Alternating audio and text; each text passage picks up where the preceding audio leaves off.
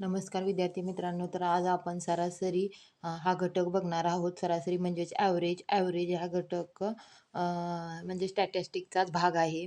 तर स्टॅटिस्टिकमध्ये ॲरिथमॅटिक प्रोग्रेशन हे ॲव्हरेज हे ॲरिथमॅटिक प्रोग्रेशनमध्येच इन्क्लूड होतं.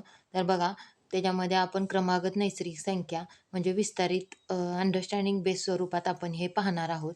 म्हणजे आपल्या मातृभाषेतून आपण शिकलो तर तुमच्या जास्त लक्षात राहणार आहे. त्यामुळं हे तुम्हाला मराठीमध्ये सांगत आहे. बघा, निसर्गातील वस्तू मोजण्यासाठी 1, 2, 3, 4 अशा अनंतपर्यंतच्या संख्यांचा वापर करतो. यांना नैसर्गिक संख्या किंवा मोज संख्या असे म्हणतात. हं. 1 पासून नैसर्गिक संख्या किंवा मोज संख्या असतात त्या. 0 पासून काय असतात? पूर्ण संख्या असतात. क्रमागत नैसर्गिक संख्यामध्ये 1चा फरक असतो.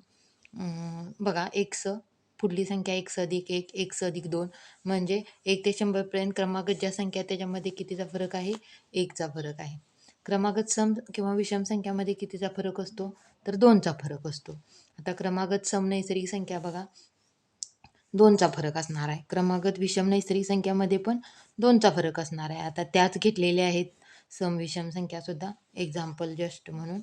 तर बघा, किंवा इथं x-1 x+2 आता वेगळ्या पद्धतीनं पण इथं एक एक्झाम्पल दिलेलं आहे बघा. ह्याच्यामध्ये कितीचा फरक आहे बघा, x-1 x+1 x+3 x+5 अशा पद्धतीनं काय असणार आहे? 2चा फरक असणार आहे विषम नैसर्गिक संख्येमध्ये.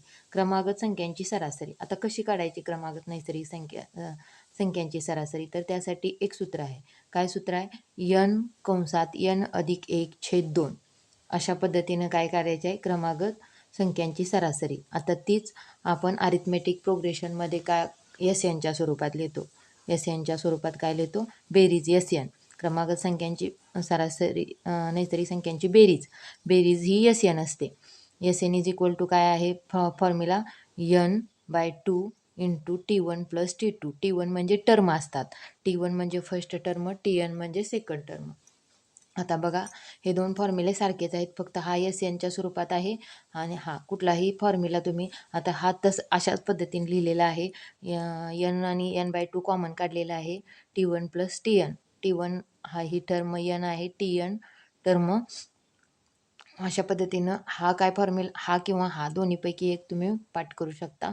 क्रमागत नैसर्गिक संख्यांची बेरीज equal to n into bracket n/1 n n into bracket n+1/2 अशा पद्धतीनं, किंवा S N is equal to n/2 into bracket T1 plus T2. आता n म्हणजे नैसर्गिक संख्या, T1 म्हणजे पहिली संख्या आणि TN म्हणजे शेवटची संख्या, तीच सांगितलेलं आहे. आता बघा, ह्याच्यावरती एक्झाम्पल आपण सॉल्व्ह करू शकतो. 1 ते 10 पर्यंतच्या सर्व संख्यांची बेरीज किती काढता येईल? 1 ते 10 पर्यंतच्या संख्यांची संख्या आता काय कुठला पण फॉर्म्युला तुम्ही वापरू शकता. आता इथं वापरलेला आहे बघा. पहिली संख्या 1 आहे, दुसरी संख्या शेवटची संख्या 10 आहे, भागिले 2 म्हणजे T1 प्लस T2चा फॉर्म्युला जर वापरला तर. आणि एकूण संख्या किती आहे? n म्हणजे एकूण संख्या किती आहे? 10. तर हे आपण सॉल्व्ह केलं तर काय होतं? सॉल्व्ह केलं तर आता बघा, इथं ह्या फॉर्म्युल्याच्या स्वरूपात मांडलेलं आहे.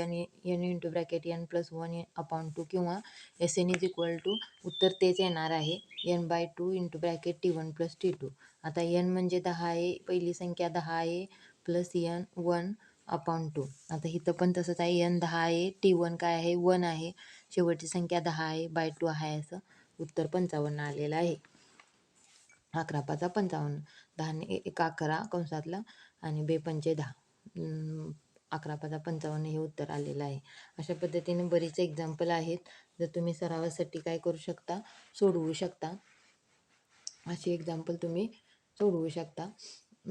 तुम्हाला परीक्षेला 1 ते 50 पर्यंतच्या संख्यांची बेरीज अशा पद्धतीनं काय विचारली जाऊ शकते. 1 ते 100 पर्यंतच्या संख्यांची बेरीज. आता ही आपण काढून पाठच करून ठेवायची. 1 ते 100 पर्यंतच्या सर्व संख्यांची बेरीज किती आहे? 5050. 5050 अशा पद्धतीनं आहे. तर सरासरीवरील आणखीन काही सूत्रे पाहूया आपण. तर बघा, सरासरी म्हणजे काय? सर्व संख्यांची बेरीज भागिले एकूण संख्या. अशा पद्धतीने सरासरीचं हे काय आहे? ॲव्हरेजचं मेन सूत्र झालं. सर्व संख्यांची बेरीज काढायची असेल तर काय होणार? हे सरासरी आणि एकूण संख्या गुणाकारात होणार. मग एकूण संख्या काढायच्या असतील तर काय येणार, संख्यांच्या बेरजेला सरासरी हे बरोबर चिन्हाच्या इकडं जाणार. आणि क्रमागत संख्यांची सरासरी काढायची असेल तर T1 + T2/2 म्हणजे पहिली संख्या अधिक शेवटची संख्या छेद 2.